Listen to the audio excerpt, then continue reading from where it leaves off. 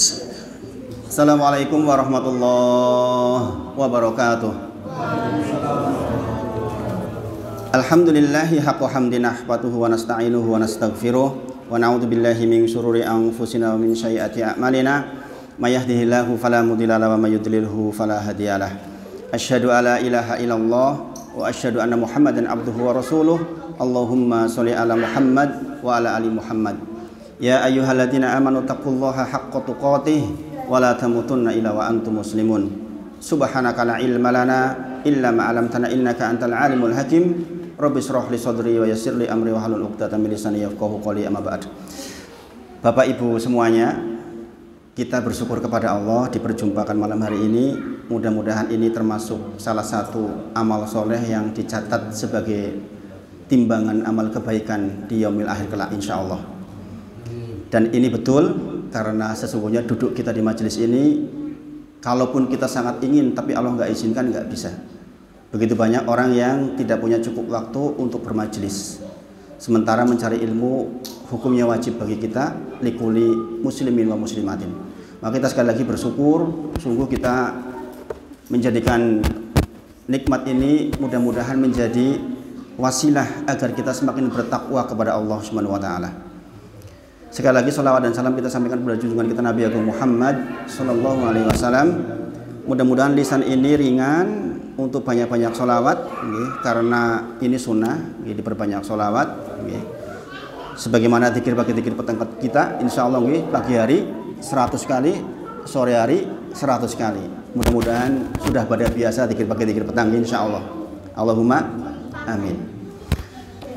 Bapak Ibu semuanya, ini waktunya terbatas, hanya sampai jam 8 saja, sampai jam 8 saja. Jadi mungkin saya agak sedikit ngebut di pertemuan pertama ini, karena biasanya 1 jam biasanya. Kalau setengah jam sesinya, berarti saya bicaranya 2 kali lipat lebih cepat dari biasanya. Mudah-mudahan bisa ditangkap. Atau saya irit sebagian dari materinya disimpan untuk pertemuan berikutnya. Kemarin Mas Hendri menyampaikan ke saya tentang kurikulum apa yang akan kita bahas di kajian ini. Saya membawa kitab, 2 kitab. Jadi nanti kita akan bahas 2 kitab ini. Satunya adalah Minhajul Muslim. Jenengan bisa punya ini terjemah bahasa Indonesia sudah ada. Yang satunya Syarah Syama'il Muhammadiyah. Jadi ini tentang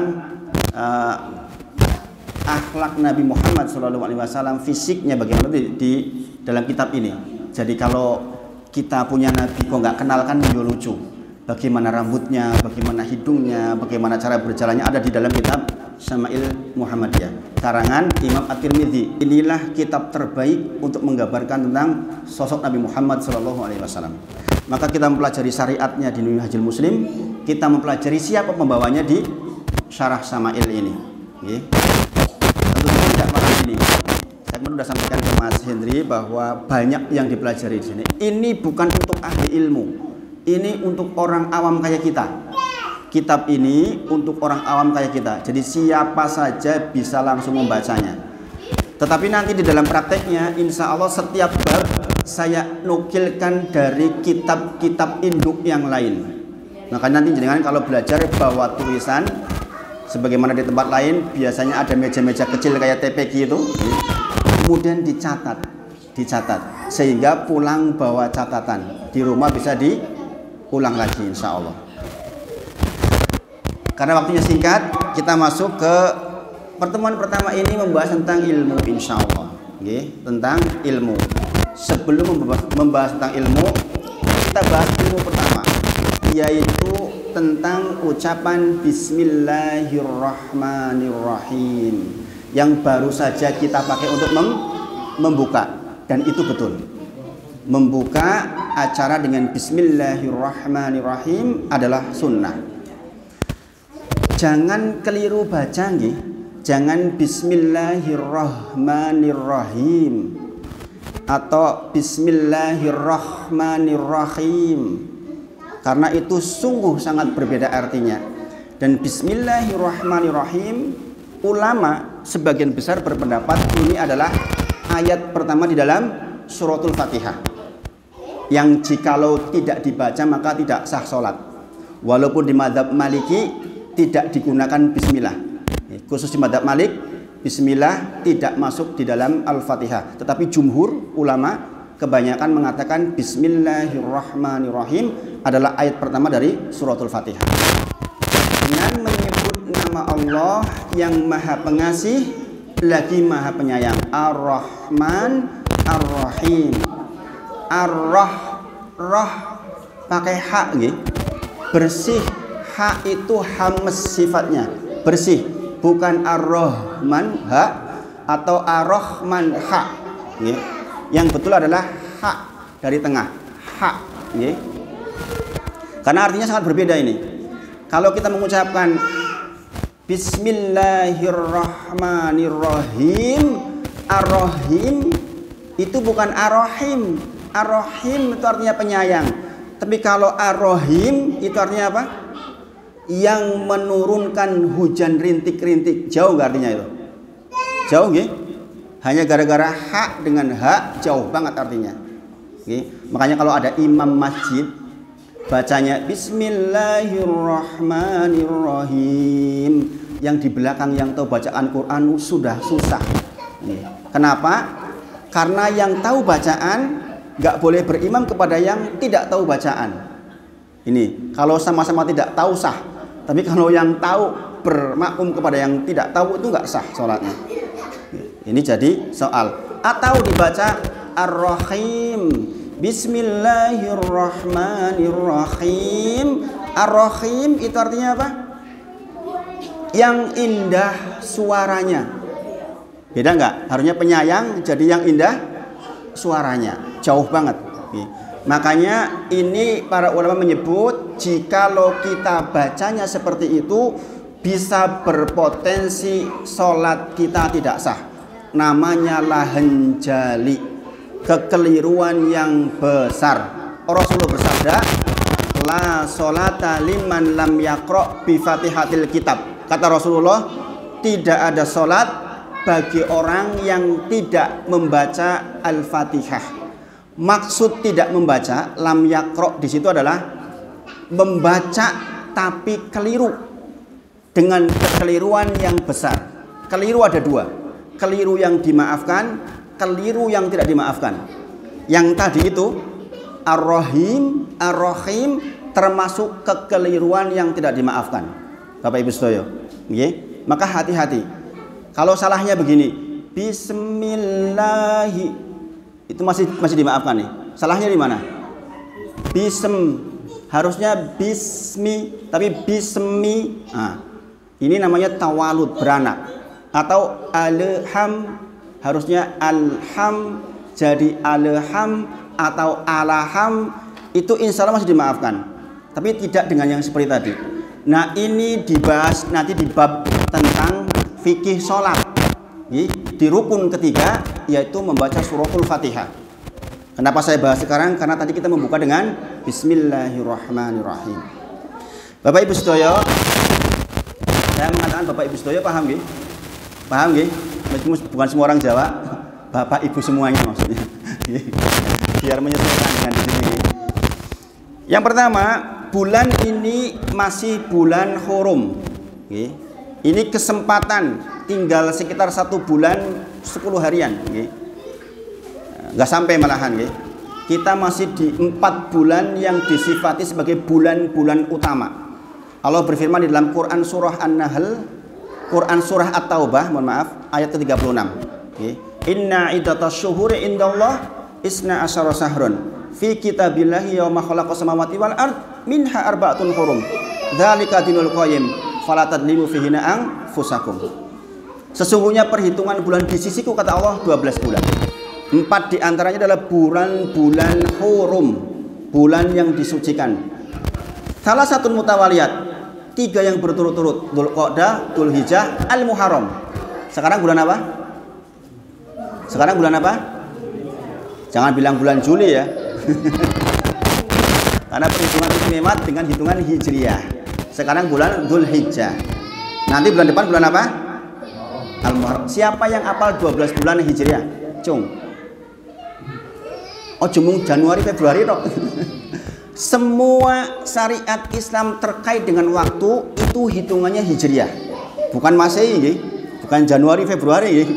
Jadi kalau keistimewaan waktu itu pasti dihubungkan dengan hijriah. Maka pastikan jenengan tahu bulan-bulan hijriah. Dzulqa'dah, Dzulhijjah, nanti bulan 1 Al-Muharram, nggih, Safar, Rabiul Awal, Rabiul Akhir, Jumadil Awal, Jumadil Akhir, Rajab, Sya'ban, Ramadan, Syawal, kembali lagi Dzulqa'dah, Dzulhijjah, nggih, 12 bulan.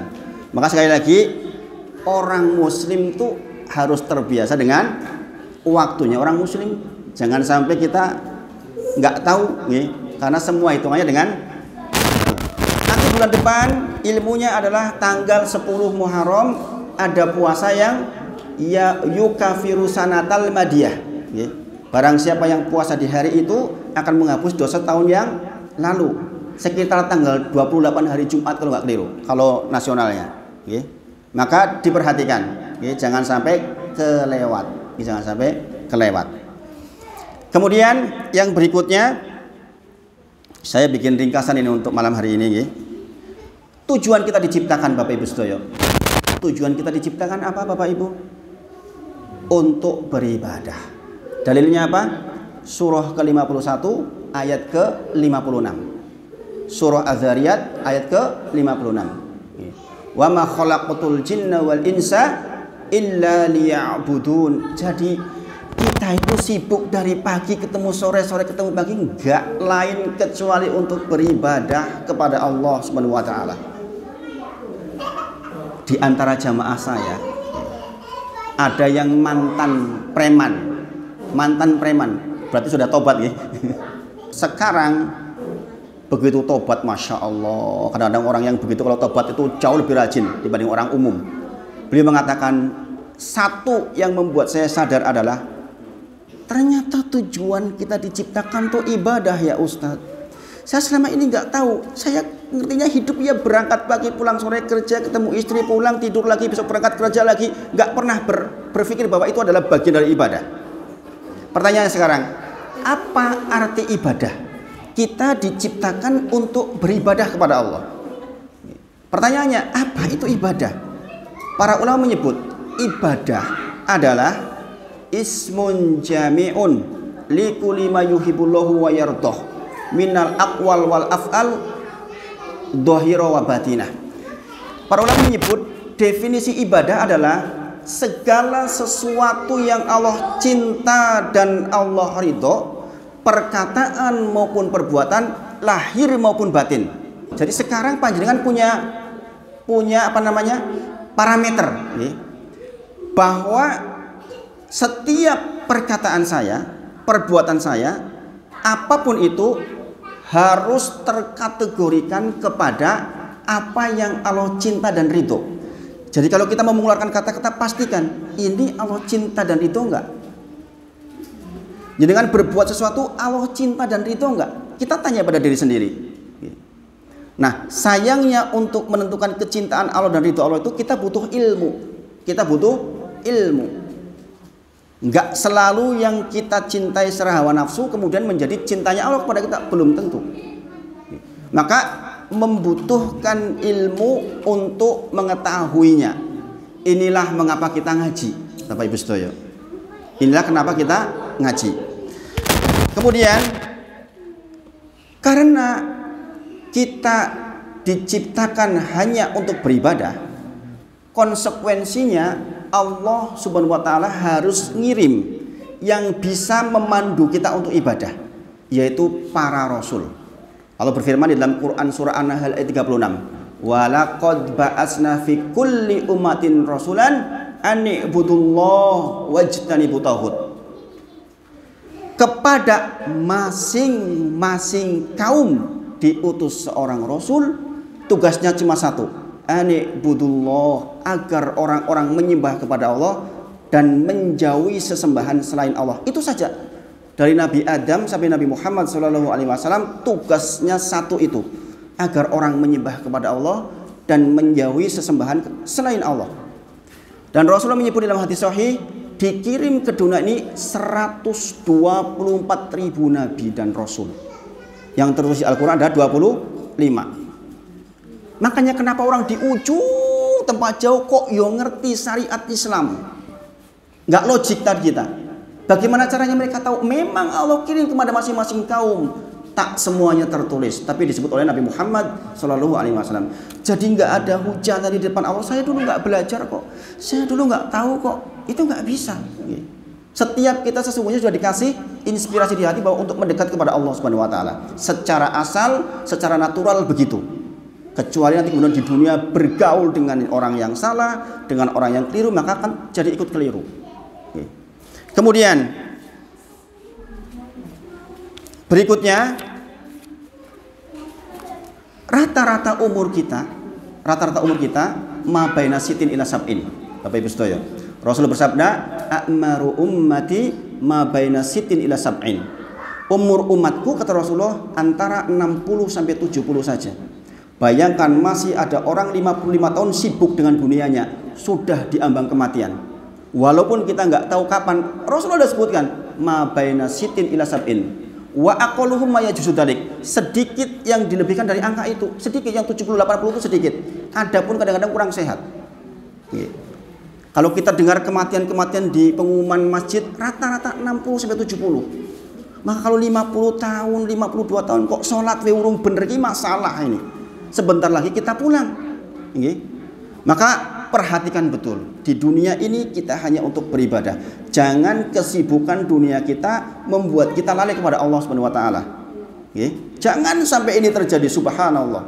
Jangan sampai terjadi. Maka Rasulullah bersabda, Allahumma la taj'al dunya akbaru hammana, kata Rasulullah. Ya Allah, jangan jadikan dunia tujuan besar kami. Ini Rasulullah, makhluk terbaik, paling mulia, paling dicintai oleh Allah, saja masih berdoa, ya Allah, jangan jadikan dunia tujuan besar kami. Bayangin, kita siapa? Jaminan surga belum, tetapi kita kadang-kadang lalai, subhanallah. Kemudian Bapak Ibu sedaya, kita di dunia harus menjadi orang yang beruntung. Harus menjadi orang yang beruntung. Dan keberuntungan diukur dengan syariat. Contoh di dalam Quran surah Al-Mu'minun. Qad aflahal mu'minun. Kata Allah, sungguh beruntung orang mukmin itu. Siapa dia? Alladzina hum fi salatihim khashi'un. Yaitu orang-orang yang salatnya khusyuk. Walladzina hum 'anil lagwi mu'ridun, yaitu orang-orang yang tidak menyia-nyiakan waktunya walaupun sedikit. Ini penting ya. Ini penting sekali ini. Di zaman fitnah sekarang ini yang gadget itu mengambil banyak waktu kita, klik 5 menit video shot tuh semenit, subhanallah. Enggak dikir pagi, ayat enggak hafal, hadis enggak ngerti. Ini jadi masalah, ya. Maka kita wajib menjadi orang yang beruntung. Di antaranya adalah jangan sia-siakan waktu walaupun sedikit. Saya katakan, andai ada orang jual waktu, saya beli. Saking butuhnya waktu. Kadang-kadang saya baca kitab sehari, tahu-tahu udah sore, tahu-tahu sudah malam, waktunya habis, subhanallah. Kemudian kata Rasulullah, min husni islamin mar'i tarkuhu malayakni. Rasulullah bersabda, di antara eloknya, indahnya Islam seseorang adalah tidak ikut-ikutan ngurusi yang bukan bagiannya. Waktu kita sedikit, tapi Ibu sedaya. Jadi kita nggak usah ikut grup sampai puluhan di WA. Grup opo ikut. Nanti banyak sekali yang kita baca. Subhanallah, habis waktu kita. Al-Quran nggak dibaca. Subhanallah. Kemudian pastikan kita bukan termasuk orang yang merugi. Surah Al-Asr. Wal Asr. Innal insana lafi khusr. Demi masa, sesungguhnya asalnya manusia itu lafi khusr, di dalam khusr. Khusr itu maksudnya kerugian yang meliputi. Para ulama menyebut seperti orang di dalam air tenggelam. Itu loh. Jadi dia itu diliputi kerugian itu tenggelam itu. Kecuali 4, illal ladzina amanu, dan seterusnya. Ada 4 golongan yang tidak merugi, yaitu orang-orang yang beriman, orang yang beramal soleh, orang yang berdakwah, saling mengingatkan di dalam kebaikan, kemudian orang yang sabar di dalam menegakkan agama ini, atau saling memberitahukan kesabaran sehingga dia sabar menghadapi hidup. Kayaknya waktunya terbatas jadi ngebut ya. Insya Allah kita nanti sambung di pertemuan berikutnya. Kemudian Bapak Ibu Sedoyo, kita akan pulang. Kita akan pulang, suka tidak suka kita akan menghadap Allah Subhanahu wa taala. Dan hanya ada tujuan terminal kita terakhir dua, yaitu apa? Sorga atau neraka. Itu pilihannya cuma itu. Jadi pilihan kita, terminal kita kalau nggak sorga ya neraka. Allah Subhanahu wa taala sebutkan. Adakah di antara malam hari ini yang ingin pulangnya ke neraka? Tidak, insya Allah. Semuanya ingin sorga. Allahumma amin. Allah berfirman di dalam Quran surah Al-Kahfi ayat 110. Faman kana yarju liqa'a rabbih falyamal amalan sholihan wa la yusyrik bi ibadati rabbih ahada. Bapak Ibu sedaya, kita akan pulang. Allah memberikan tahu kepada kita agar pulang kita ke sorga, maka disyarat dua.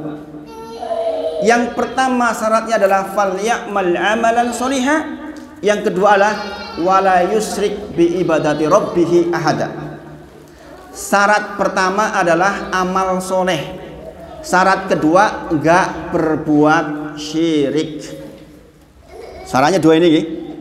Jadi kalau kita ingin pulang kembali ke Allah, tujuannya surga, pastikan seluruh yang nempel di diri kita di dunia, bentuknya kesehatan, mata bisa melihat, bisa berbicara, punya rizki, pastikan menghasilkan amal soleh.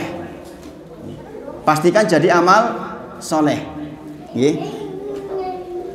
Kemudian tidaklah dikatakan amal soleh kecuali memenuhi dua syarat ini.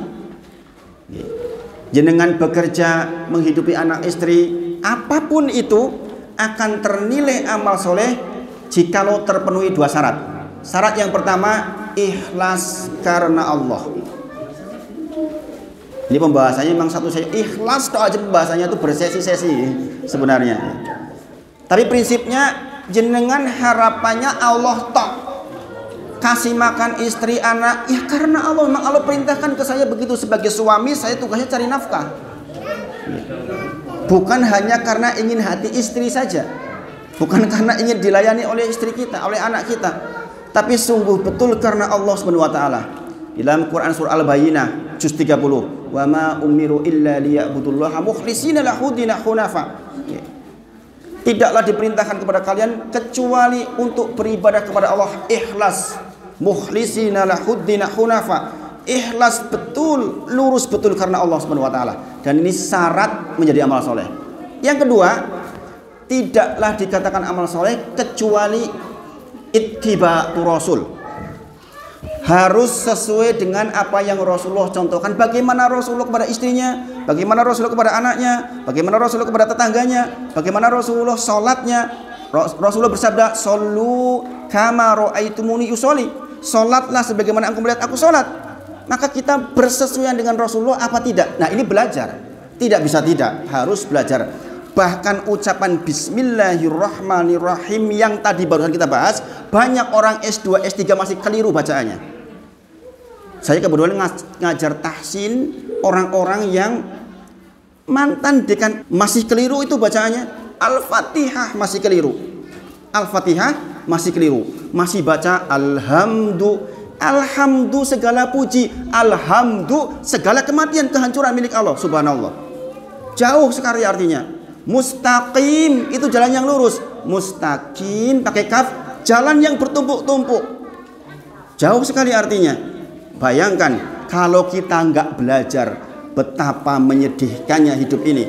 Seperti Imam Syafi'i berkata, sungguh orang yang malas belajar, nggak mau duduk di majelis, dia akan merasakan beratnya hidup di dunia, terlebih di akhirat. Karena kita nggak punya hujah. Allah akan menanyakan kepada kita, kemana saja selama ini umurnya kalau nggak belajar. Subhanallah. Kemudian sekali lagi kita akan pulang kepada Allah Subhanahu wa taala. Tidak bisa tidak, kita pasti dipanggil oleh Allah. Cepat atau lambat, nggak tua nggak muda. Maka bekal ini menjadi penting. Kemudian syarat yang kedua masuk surga adalah wala yusyrik bi ibadati rabbih ahada. Jangan pernah kita mati dalam keyakinan meyakini ada selain Allah punya kekuatan. Itu syirik. Contoh, jenengan bersandar ke pekerjaan jenengan. Kalau saya nggak kerja di sini, niscaya istri dan anak saya nggak bisa hidup. Syirik terhadap pekerjaan, subhanallah. Kemudian jenengan berdoa kepada selain Allah, bersandar kepada selain Allah, meminta kepada selain Allah. Ada 14 jenis ibadah qalbiyah. Di antaranya adalah tawakal, di antaranya adalah rasa takut. Ini dibahas oleh para ulama, Bapak Ibu sedoyo. Rasa takut itu hanya boleh kepada Allah saja. Kecuali takut yang tobi, takut kemacan itu boleh. Takut tobi namanya. Tapi takut yang mengagungkan itu hanya kepada Allah. Contoh, lewat jembatan, kalau enggak tin nanti celaka. Nah, ini takut mengagungkan. Pernah dengar seperti itu? Tentara lewat, Pak Joko temannya tuh Pak Joko, lewat jembatan tin. Kenapa Pak? Katanya kalau enggak ngerti nanti celaka. Subhanallah. Kalau dia mati dengan keyakinan itu syirik, Bapak Ibu sedoyo. Itu namanya su'ul khotimah. Na'udzubillah. Maka perhatikan betul surah Al-Kahfi ayat 110. Faman kana yarju liqa'a rabbih falyamal amalan sholihan wa la yusyrik bi ibadati rabbih ahada. Kemudian bekal rasa takut ini menjadi penting, Bapak Ibu sedoyo. Dan semua itu yang saya sebutkan di depan tadi itu semua butuh ilmu. Butuh ilmu. Sekedar tahsin Al-Fatihah saja butuh ilmu. Apalagi ibadah-ibadah yang lain. Jangan-jangan kita sudah lama hidup ditanya rukun sholat ada berapa mas? Enggak tahu. Syarat sah sholat apa mas? Enggak tahu. Apa yang wajib dalam sholat? Enggak tahu. Apa yang sunnah dalam sholat? Enggak tahu. Subhanallah. Bayangkan kita hidup mencari untuk dunia. Belajarnya tuh berapa tahun? TK, SD, SMP, SMA. Saya kuliah sampai ke UGM ngapain coba? Untuk dunia yang hanya 60 sampai 70 tahun. Ada kehidupan setelah kematian, hum fiha khalidun. Pakai begini nggih. Unlimited, hum fiha khalidun. Gak ada batas waktunya. Lah kok kita nggak persiapan? Lantas bagaimana? Bukankah jenengan mendengar? Di antara siksa penduduk neraka adalah, ini yang membuat profesor Perancis masuk Islam nih. Dia baca ayat tentang bahwa penduduk neraka itu begitu masuk ke dalam neraka, dia dibakar, kulitnya merasakan sakit, setelah sakit dikembalikan lagi kulitnya. Ilmu kedokteran sekarang membuktikan bahwa rasa sakit itu di bagian kulit. Maka diganti kulitnya lagi, diganti kulitnya lagi. Dan ini keadilan dari Allah Subhanahu wa taala. Bayangkan orang seperti Hitler membunuh 6 juta orang. Bagaimana cara balasnya? Di dunia dibalas sekali mati selesai. Di akhirat dia disiksa lagi, dikembalikan lagi, disiksa lagi, dikembalikan lagi, disiksa lagi. Demikian Allah membahas. Yang demikian kita nggak persiapan, subhanallah. Siapa kita, Bapak Ibu sedoyo? Rasulullah berdoa, Allahumma qsim lana min khasyatik ma tahulu bihi bainana wa baina ma'asik. Rasulullah, ya Allah, berikan kepadaku rasa takut, yang dengan rasa takut itu saya tidak bermaksiat kepadamu. Apa arti maksiat, Bapak Ibu? Maksiat itu lawannya takwa. Menjauhi larang, menjauhi perintah, mendekati larangan, itu maksiat. Disuruh sholat tepat waktu malah enggak. Disuruh sayang sama istri bentak-bentak, ini maksiat kepada Allah. Maka Rasulullah minta, Allahumma qsim lana min khasyatik. Ya Allah, berikan rasa takut, yang dengan rasa takut itu saya takut bermaksiat kepadamu.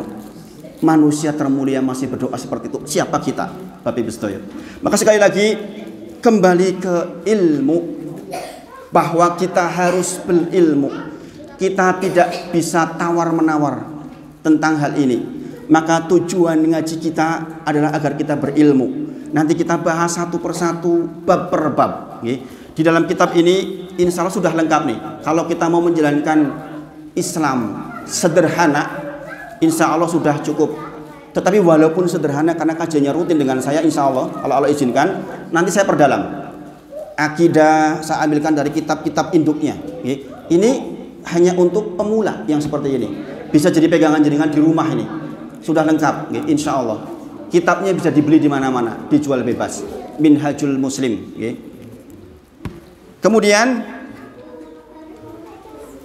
Bapak Ibu Sedoyo, Allah berfirman di dalam Quran surah Az-Zumar ayat 9. Qul hal yastawi alladzina ya'lamun walladzina la ya'lamun innama yatadzakkaru ulul albab, kata Allah.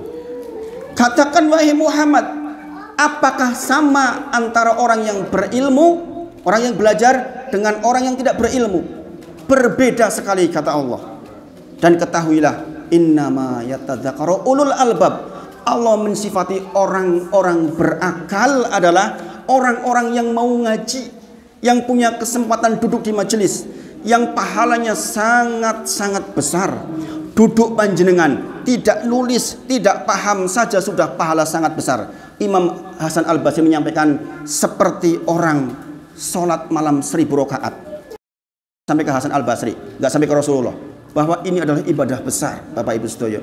Maka di sela-sela kesibukan panjenengan, yang saya tahu orang perumahan kebanyakan sibuk, tapi perlu jangan tahu, hampir 70% kajian saya perumahan yang jalan. Sudah berjalan 3 tahun, 5 tahun, 6 tahun, itu perumahan. Jangan boleh cek di perumahan Gunung Sempu, itu banyak pesertanya, Masya Allah. Dari yang dulunya hanya paling 15 orang, alhamdulillah sekarang menjadi tambah banyak, mengingat berkebutuhan dengan ilmu. Ini jamnya udah jam 8, masih banyak yang dibahas sebenarnya tulisan saya, tapi waktu tidak mengizinkan kita. Insya Allah cukup untuk malam hari ini. Ini sudah saya kebut. Nanti kalau ingin melihat rekamannya saya upload insya Allah. Karena ini ngebut mungkin jenengan agak-agak lewat-lewat. Dan saya juga mohon maaf menyesuaikan waktu. Mudah-mudahan yang sedikit ini bermanfaat. Dan mudah-mudahan Allah sayangi kita semua. Dan Allah perjumpakan kita di dunia dan di akhirat dalam kondisi penuh dengan rahmat Allah Subhanahu wa ta'ala. Wa akhiru da'wana alhamdulillahi rabbil alamin. Assalamualaikum warahmatullahi wabarakatuh. Saya kembalikan ke Mas Hendri, monggo.